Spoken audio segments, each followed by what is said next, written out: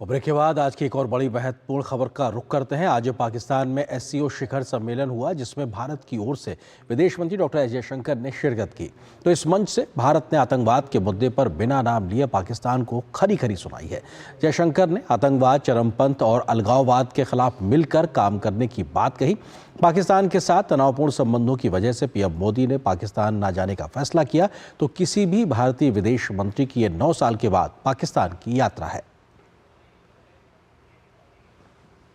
Shanghai सहयोग संगठन शिखर सम्मेलन में शिरकत करने के लिए लगभग एक दशक बाद पाकिस्तान पहुंचे विदेश मंत्री एस जयशंकर ने सम्मेलन में अपना भाषण दिया तो इशारों ही इशारों में पाकिस्तान को जमकर सुना दिया।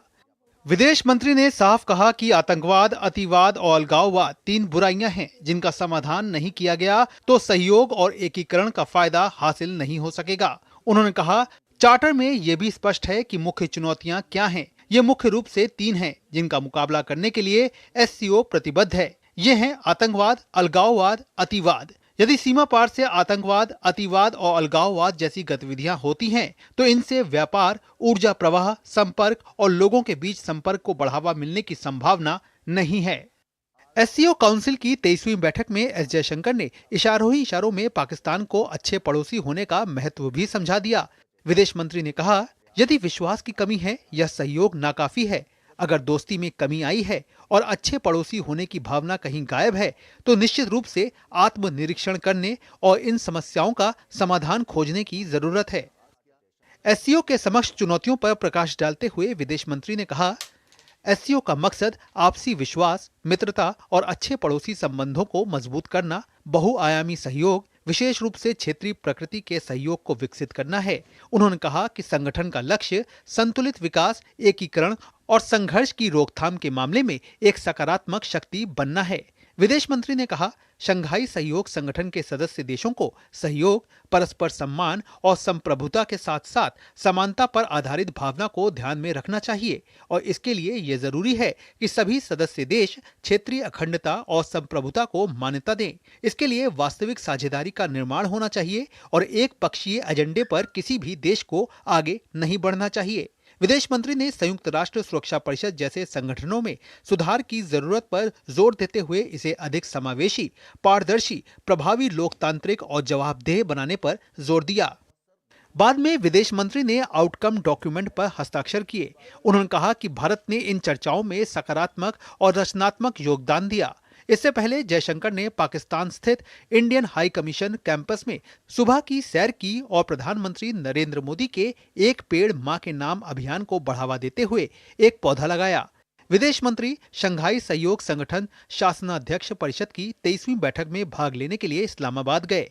ये 9 साल में किसी भारतीय विदेश मंत्री की पहली पाकिस्तान यात्रा है। पूर्व विदेश मंत्री स्वर्गीय सुषमा स्वराज ने अफगानिस्तान पर एक सुरक्षा सम्मेलन में भाग लेने के लिए 2015 में इस्लामाबाद का दौरा किया था। Bureau report, TD news. तो एससीओ के मंच से भारत ने किस तरीके से अपनी बात को आगे रखा है, कुछ महत्वपूर्ण चीज़ों को और तथ्यों का जिक्र भी करते हैं और आपको बताते हैं कि आखिर जिन बड़े बिंदुओं को लेकर आज बात आगे आई उसका जिक्र करते हैं। अगर एससीओ 2024 के 8 साझा प्रयासों का जिक्र करें, जिसका ट्वीट करके एक तरीके से विदेश मंत्री डॉक्टर एस जयशंकर ने इसका जिक्र किया, उसमें एक पृथ्वी, एक परिवार, एक भविष्य पर एक संवाद मंच विकसित करने की पहल को स्वीकार किया गया और यह पहल निश्चित तौर से भारत के प्रयासों, पीएम मोदी के प्रयासों के माध्यम से आगे बढ़ती नजर आई, जो कि तरीके से वैश्विक मंच पर होता हुआ नजर आ रहा। भारत द्वारा शुरू किए गए एससीओ स्टार्टअप, इनोवेशन, पारंपरिक चिकित्सा पहल का भी सभी सदस्य देशों ने स्वागत किया, यानी कि भारत की पहल को भी एक तरीके से वहां स्वागत मिलता नजर आ रहा है। जो तमाम प्रयास भारत की ओर से इस मंच पे इस सहयोग के माध्यम से आगे बढ़ाए गए हैं, डिजिटल पब्लिक इंफ्रास्ट्रक्चर की बात हो या फिर डिजिटल समावेशन की बात हो, एससीओ सहयोग ढांचे का हिस्सा बनाने पर इस पर जोर दिया गया। और हम जानते हैं कि डिजिटल पब्लिक इंफ्रा को लेकर भारत लगातार इसको पुश कर रहा है और भारत ने एक जीवंत उदाहरण के तौर पर इसको बेहतरी से भारत में करके दिखाया और आज दुनिया इसको आगे बढ़ाती नजर आ रही है। मिशन लाइफ से प्रेरणा लेकर एससीओ प्रयास कर रहा है कि जो यूएन के एसडीजी गोल्स है उसको हासिल करने में मदद मिलेगी। तो मिशन लाइफ क्या है, जो कि पर्यावरण संतुलन और विकास को आगे बढ़ाने में मददगार है, जिसमें हर एक व्यक्ति अपना रोल अदा कर सकता है। तो मिशन लाइफ का मंत्र पीएम मोदी के द्वारा दिया गया, जिसको एक तरीके से एससीओ के मंच से भी आगे बढ़ाने का जिक्र दिखाई पड़ रहा है। बाजरा जैसे पौष्टिक अनाज के उपयोग को बढ़ावा देकर वैश्विक खाद्य सुरक्षा और पोषण की महत्वता को बढ़ावा देने पर भी जोर देता हुआ नजर आया है एससीओ में, जहां पर सीधे तौर पर इसका जिक्र आज हमारे विदेश मंत्री ने भी किया है। तो अपने आप में यह बेहद महत्वपूर्ण खाद्य सुरक्षा को ध्यान रखते हुए मिलेट्स की बात की गई है।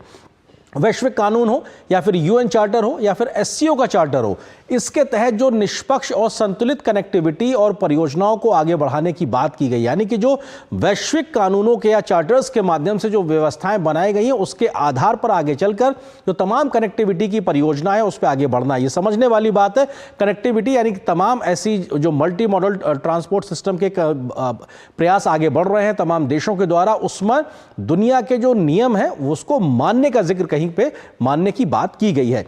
WTO में नियम आधारित, गैर भेदभावपूर्ण और खुले, निष्पक्ष, समावेशी, पारदर्शी, बहुपक्षीय व्यापार की गतिविधियों पर आगे बढ़ाने पर जोर दिया गया, जहां पर मल्टीलेटरलिज्म हो और एक तरीके से वहां पे प्रोटेक्शनिज्म ना हो, मतलब संरक्षणवाद ना हो और एक तरीके से वहां पे एकाधिकार ना हो। ऐसी व्यवस्थाओं को WTO के माध्यम से आगे बढ़ाने पर जोर देने की बात एससीओ के मंच से भी की गई है, जिसकी हिमाकत लगातार, जिसकी एक तरीके से हिमायती भारत भी, सरकार भी लगातार रही है। बहुपक्षीय और सतत विकास को बढ़ाने के लिए संरक्षणवाद, एक तरफा प्रतिबंध और व्यापार प्रतिबंधों का विरोध करना भी उसमें शामिल है, ताकि खुली हुई वैश्विक व्यवस्थाओं के साथ में दुनिया के सभी देश अपने अपने लिए अवसरों को तलाश सके। ये कोशिश एससीओ के मंच से भी आगे बढ़ाने की जाती हुई साफ तौर से दिखाई पड़ रही। तो ये प्रमुख बातों का हम जिक्र लगातार कर रहे हैं, जो अपने आप में 8 बड़े मंत्र एक तरीके से जो इस मंच के माध्यम से दिखाई पड़े हैं। कुछ और तथ्यों पे अगर हम जिक्र करें तो कह सकते हैं कि भारत ने लगातार पाकिस्तान को आतंकवाद के मुद्दे पे हमेशा खरी खरी सुनाई है। अगर 9 साल के बाद भारतीय विदेश मंत्री की यात्रा हो रही है तो इसके पीछे बड़ी वजह यही है कि आतंकवाद और संवाद एक साथ नहीं चल सकता। कुछ महत्वपूर्ण ऐसे पड़ाव का जिक्र कर लेते हैं जब भारत ने लगातार तीखे शब्दों में पाकिस्तान को उसकी एक तरीके से खरी खरी सुनाई है। जुलाई 2017 में G20 के मंच पर पीएम मोदी ने आतंकवाद पर पाकिस्तान को जमकर लताड़ा था और सीधे तौर पर कहा था कि इस प्रकार की स्थिति से बचने की जरूरत है, जो कि दुनिया में एक तरीके से शांति फैलाने का काम करे। एक और मौका था, अगले तथ्य की ओर हम जाते हैं और उसका जिक्र करते हैं। पीएम मोदी ने कहा कुछ देशों द्वारा आतंकवाद को संरक्षण देने की उन्होंने आलोचना की थी कि पाकिस्तान इसको शेल्टर देता है। सीधे तौर पे वैश्विक मंच G20 के मंच पे पीएम मोदी ने इसका जिक्र किया था। कुछ और तथ्यों को आपको अगर बताएं तो कब कब भारत ने पाकिस्तान को खरी खरी सुनाई है। सितंबर 2017 में यूएन के मंच पे उस समय हमारी विदेश मंत्री सुषमा स्वराज जी ने पाकिस्तान को बताया था आतंक निर्यात करने का कारखाना, कि आतंक और आतंकवादी उनके यहां बनते हैं। उन्होंने, सुषमा स्वराज ने कहा था कि पाकिस्तान ने लश्कर-ए-तैयबा, जैश-ए-मोहम्मद, हक्कानी नेटवर्क और हिजबुल मुजाहिदीन जैसे नेटवर्क को बनाया है। यानी पाकिस्तान और भारत जब एक साथ आज़ाद हुए तो उन्होंने ये सब बनाया। लेकिन भारत ने क्या बनाया? भारत ने IIT, IIM और एम्स और इसरो जैसे वैश्विक संस्थानों का निर्माण किया है। तो भारत ने क्या बनाया, पाकिस्तान ने क्या बनाया, इसका सीधा उदाहरण उस वक्त सुषमा स्वराज जी ने उस मंच से रखा था। इसके अलावा कब हमने प्रमुख तौर पर खरी खरी सुनाई उसका जिक्र करते हैं। सितंबर 2024 की बात, अगर संयुक्त राष्ट्र महासभा के मंच की अगर बात की जाए तो सीमा पार आतंकवाद, भारतीय संसद पर हमले और मुंबई आतंकी जैसे तमाम हमलों को लेकर भारत की ओर से पाकिस्तान को घेरा गया है। ये यूएन जैसे वैश्विक मंच का हम जिक्र कर रहे हैं। अगले तथ्य की ओर हम पॉइंट की अगर बात करें तो जून 2024 संयुक्त राष्ट्र सभा में भी कश्मीर के उल्लेख पर पाकिस्तान को भारत ने जमकर घेरा और कहा कि आप हमारे आंतरिक मामलों में हस्तक्षेप मत कीजिए। पाकिस्तान पर झूठ फैलाने का आरोप भी लगाया गया कि वो मनगढ़ंत बातें दुनिया के मंच पे कह रहा है। आंतरिक मामलों पर टिप्पणी करने पर भी भारत ने पाकिस्तान को खरी खरी सुनाई थी और ये सीधे तौर पर एक तरीके से संदेश था वैश्विक मंच से भारत की ओर से। दिसंबर 2022 में विदेश मंत्री ने यूएन में पाकिस्तान के से पनपते आतंक पर उसको घेरा था। उन्होंने एक बहुत बड़ी बात कही। तो उन्होंने कहा था कि सांप पालने वाले जो देश होते हैं वो ये ना सोचे कि सांप सिर्फ दूसरे को काटेगा, वो उनको भी काटेगा। इस बात को उन्होंने जिक्र किया था। सांप पालने पर सिर्फ दूसरों को नहीं काटता बल्कि खुद को भी काटता है। इसलिए पाकिस्तान जिस आतंकवाद को पनपता हुआ देख रहा है, पनपा रहा है, वो उसके लिए भी दंश बनकर निकल के आएगा। पाकिस्तान बन गया है आतंकवाद का सेंटर। ये बात भी विदेश मंत्री डॉक्टर एस जयशंकर ने उस वक्त 2022 में सीधे तौर पर कही थी और पाकिस्तान को खरी खरी सुनाई थी। तो ये महत्वपूर्ण बातों का हम जिक्र कर रहे हैं कि जब भारत हर एक मंच पर, वैश्विक मंच पर भी लगातार पाकिस्तान को सुनाता रहा है। और शंघाई सहयोग संगठन SCO आखिर क्या है उसका भी जिक्र कर लेते हैं जल्दी से। शंघाई सहयोग संगठन के 8 सदस्यीय बहुपक्षीय मंच है और अपने आप में इस पर लगातार तेजी से विस्तार की हमने स्थिति भी देखी। अगले तथ्य की अगर बात की जाए तो 1996 में शंघाई 5 के नाम से एक तरीके से इसकी शुरुआत हुई थी। उसके बाद से ये लगातार आगे बढ़ता गया, इसमें विस्तार हुआ। 15 जून 2001 को चीन के शंघाई में हुई थी इसकी स्थापना और वहां से इसका विस्तार आगे देखते हुए रीजनल कोऑपरेशन के लिए आगे बढ़ता नजर आया। चीन की पहल पर SCO का विस्तार भी हो चुका है, क्योंकि ये बेसिकली चीन के द्वारा एक बड़ी पहल के तौर पर देखा जाता है। रूस, चीन, किर्गिस्तान, कजाकिस्तान, ताजिकिस्तान, उज्बेकिस्तान इसके शुरुआती सदस्य देश हैं और ये तमाम देश मिलकर सहयोग को आगे बढ़ाने की बात करते हैं। सुरक्षा हो, आर्थिक मामले हो, इस पर सहयोग को आगे बढ़ाने के लिए एक बड़े मंच के तौर पर SCO के मंच को देखा जाता है। और इस लिहाज से देखा जाए तो एक बड़ा बदलाव, एक पड़ाव आया था साल 2017 का, जब भारत और पाकिस्तान एक साथ SCO के सदस्य बने थे और स्थायी सदस्यता दोनों ही देशों को मिली थी 2017 में। तो ये भारत के प्रयास के माध्यम से इस मंच पर भारत की मौजूदगी हुई थी। हालांकि पाकिस्तान की मौजूदगी भी होना अपने आप में सीधे तौर पर दिखाई पड़ता है। तो ये अपने आप में तमाम चीज़ों का हमने जिक्र किया। फिलहाल यहाँ पर एक छोटे से ब्रेक के लिए रुकते हैं, बहुत जल्द हाजिर होते हैं।